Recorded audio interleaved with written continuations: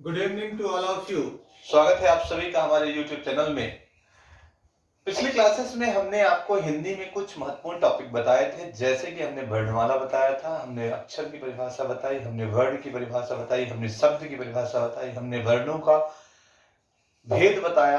आज उन्हीं वर्णों के भेद के तहत जो हमने स्वर और व्यंजन बताया था, तो उसी कड़ी में आज हम बताएंगे स्वरों का वर्गीकरण। लेकिन उसके पहले हम चाहेंगे कि आप हमारे वीडियोस को सब्सक्राइब कर लें और हमारे चैनल को सब्सक्राइब करें, वीडियोस को देखें और दोस्तों को शेयर करें। ठीक है, तो शुरुआत करते हैं आपका स्वरों का वर्गीकरण। तो स्वरों के वर्गीकरण की अगर हम बात करते हैं तो स्वरों का वर्गीकरण यहाँ पर हम मुख्य रूप से कितने भागों में देख सकते हैं।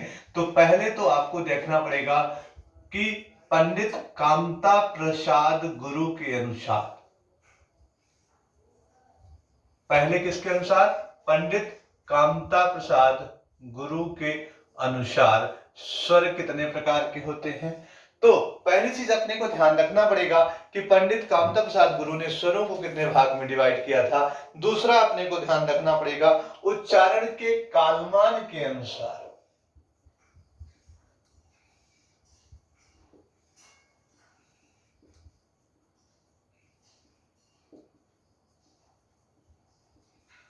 तीसरा अपने को ध्यान रखना पड़ेगा, तीसरा ध्यान रखिएगा ओष्ठाकृति के अनुसार।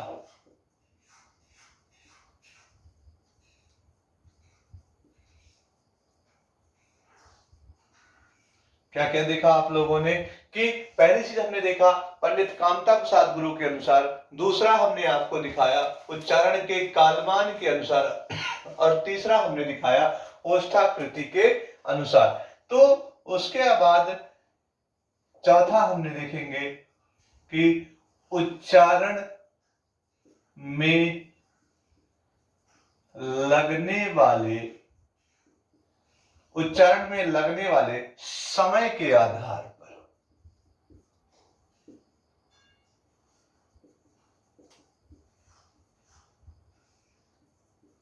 ठीक है, तो हमने यहां पर जो देखा कि स्वरों का वर्गीकरण कितने भाग में देखेंगे, तो अपने को मुख्यतः कितने भाग में देखने के लिए पड़े है, तो चार भाग है। कौन कौन से? पंडित कामता प्रसाद गुरु के अनुसार, दूसरा उच्चारण के कालमान के अनुसार, तीसरा ओष्ठाकृति के अनुसार और चौथा होता है उच्चारण में लगने वाले समय के आधार पर। तो कुल मिलाकर के जो स्वरों का वर्गीकरण देखेंगे तो कितने प्रकार से देखेंगे, तो वो देखेंगे पंडित कामता प्रसाद गुरु के अनुसार, फिर कालमान के अनुसार उच्चारण के, तीसरा ओष्ठाकृति के आधार पर और चौथा देखेंगे कि उच्चारण में लगने वाले समय के आधार पर। तो सबसे पहला नंबर आज अपन को देखना पड़ेगा कौन सा? तो सबसे पहले नंबर पे देखेंगे पंडित कामता प्रसाद गुरु के अनुसार। पंडित कामता प्रसाद गुरु के अनुसार, तो पंडित कामता प्रसाद गुरु जो है, तो इनके अनुसार अगर हम बात करेंगे तो क्वेश्चन पूछा जाता है कि स्वरों को कितने भागों में डिवाइड किया गया है। तो आपको भी यहाँ पर ध्यान रखना पड़ेगा कि पंडित कामता प्रसाद गुरु के अनुसार स्वरों का वर्गीकरण जो है, तो यहाँ पर कितने भागों में डिवाइड किया गया है, तो मुख्य रूप से दो प्रकार देखे गए हैं। एक होता है आपका मूल स्वर और दूसरा आपका होता है संधि स्वर। और ये जो संधि स्वर होता है ये भी दो प्रकार का होता है। एक होता है आपका दीर्घ स्वर और दूसरा होता है आपका संयुक्त स्वर।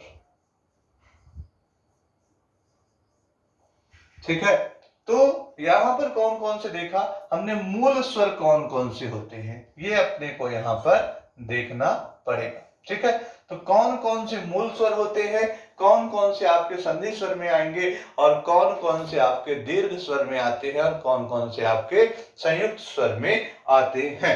ठीक है, तो सबसे पहला वाला अपन देखते हैं।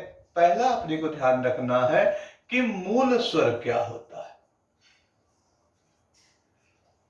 मूल स्वर, ठीक है, तो अगर हम मूल स्वर की बात करते हैं तो मूल स्वर में कैसे आपको देखना पड़ेगा, तो ध्यान रखना है कि ऐसे स्वर कुछ ऐसे स्वर होते हैं, जैसे कहते हैं ना भगवान में हरि कहते हैं, जिनकी उत्पत्ति किसी अन्य से ना हुई होती है, वो मूल कहलाते हैं, मेन कहलाते हैं, ओरिजिनल कहलाते हैं। तो ऐसे ही हिंदी में भी स्वर होते हैं कि वे स्वर जिनकी उत्पत्ति किन्हीं अन्य स्वरों से नहीं हुई है, किन्हीं अन्य स्वरों से नहीं हुई है, वो क्या कहलाते हैं? उन्हें मूल स्वर कहते हैं। वे स्वर जिनकी उत्पत्ति किन्हीं अन्य स्वरों से नहीं हुई है, वो क्या कहलाते हैं? मूल स्वर कहलाते हैं। जैसे इनके बारे में उदाहरण देखा जाए तो कौन कौन से हो जाएंगे? तो जैसे आ हो जाएगा, उसके अलावा ई हो जाएगा, ऊ हो जाएगा, और आपका कौन सा हो जाएगा? तो री हो जाएगा। यानी अगर मूल स्वर की बात करें तो कौन कौन से हो जाएंगे? तो यहाँ पे आप एक बक्से में लिख सकते हो, आ, ई, ऊ और री। ठीक है, तो मूल स्वर में जिनकी उत्पत्ति किसी अन्य स्वरों से नहीं हुई है, उसे क्या कहेंगे? मूल स्वर कहते हैं। अब दूसरा आता है संधि स्वर। संधि का मतलब ही क्या होता है? जोड़। तो जो संधि स्वर होता है, इसके बारे में अपन देखेंगे, संधि स्वर में कौन कौन से आते हैं। ठीक है, तो ध्यान रखिएगा, दो स्वरों के योग से बनने वाले, क्या बोला गया है? कि दो स्वरों के योग से बनने वाले जो स्वर होते हैं, वो क्या कहलाते हैं? संधि स्वर कहलाते हैं। दो स्वरों के योग से, दो स्वर जो भी होंगे, जैसे आ और आ बन जाए, आ और ई बन जाए, ऐसे स्वर जो होते हैं, ठीक है ना, तो उनसे बनने वाले जो स्वर होते हैं, उनको क्या कहते हैं? संधि स्वर। और ये कितने प्रकार के होते हैं? तो दो प्रकार के होते हैं। आपने देखा, एक होता है दीर्घ स्वर और दूसरा होता है आपका संयुक्त स्वर। तो पहले नंबर में अगर हम देखें तो आपका जो होता है, तो ये दीर्घ स्वर क्या होता है? क्या होता है दीर्घ स्वर? इसकी बात करते हैं। तो दीर्घ स्वर में ध्यान रखिएगा कि जब बात होती है दो समान स्वरों के मेल से,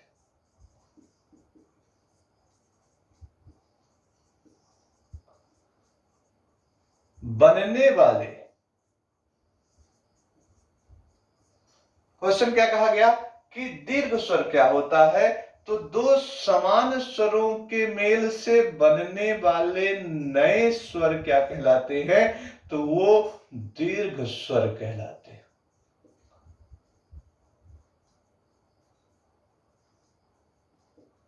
ठीक है, दो समान स्वर जब मिले तो दो समान स्वरों के मेल से बनने वाले स्वर क्या कहलाते हैं?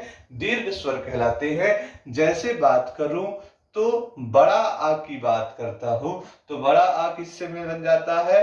आ प्लस आ बराबर क्या हो जाता है? बड़ा हो जाता है। जैसे बड़ी ई की बात करता हूं, तो बड़ी ई किससे मिल जाएगी? जैसे ई प्लस ई बराबर क्या हो सकता है? ठीक है ना, तो यहां पर हो जाएगा, बड़ी ई भी लगा सकते हो। और अगर यहां पर बड़ा ऊ की बात करता हूं, तो ऊ प्लस बड़ा ऊ बराबर क्या हो जाएगा? ठीक है, ऐसे तो दो समान स्वरों के मेल से बनने वाले स्वर क्या हो सकते हैं? ठीक है, तो इनको दो समान स्वर है ना, ऊ भी समान स्वर हो गए, ई भी हो गए, और आ हो गए, तो क्या कहलाते हैं? दीर्घ स्वर कहलाते हैं। यहीं पे बात करते हैं कि अगर संयुक्त स्वर आ जाए, डेफिनेशन आ जाए कि संयुक्त स्वर की परिभाषा बताओ, तो दो समान स्वर लिखा है, तो यहां पे लिखना पड़ेगा दो असमान स्वरों के मेल से। दो असमान स्वरों के मेल से बनने वाले नए स्वर जो होते हैं, वो क्या कहलाते हैं? संयुक्त स्वर कहलाते हैं। जैसे ए बना लीजिए आप लोग, तो ए हो जाएगा आ प्लस, अगर मान लीजिए आ प्लस ई बराबर क्या हो जाता है? तो आपका क्या हो जाएगा? ए हो जाएगा।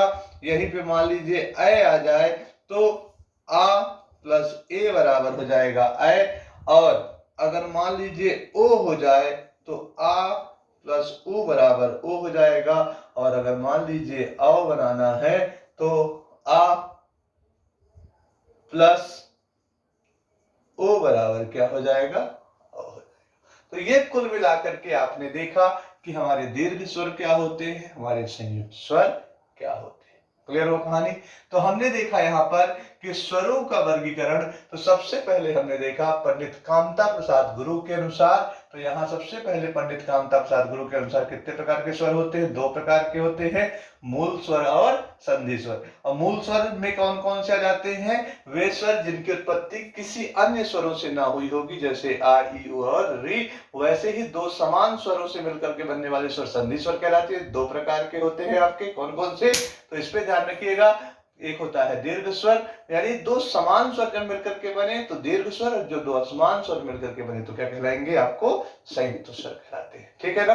तो यहां पर हमने देखा किसके बारे में, तो हमने देखा पंडित कामता प्रसाद गुरु के बारे में। इसको नोट कर लीजिए, स्क्रीनशॉट ले लीजिए। ठीक है।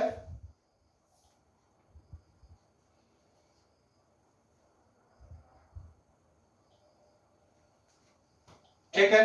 तो यहां पर हमने पंडित कामता प्रसाद गुरु के अनुसार देख लिया। उसके बाद अपने को ध्यान रखिएगा, अपने को यहां पर अगला है उच्चारण के कालमान के अनुसार, ओष्ठाकृति के अनुसार और उच्चारण में लगने वाले समय के अनुसार। तो इसको हम अगले वीडियो में देखेंगे। ठीक है, नोट कर लीजिए, लाइक और सब्सक्राइब जरूर करिएगा। इसके मैं पार्ट बाय पार्ट बना देता हूं छोटे छोटे, तो आप उसको देख लीजिएगा। ठीक है, थैंक यू।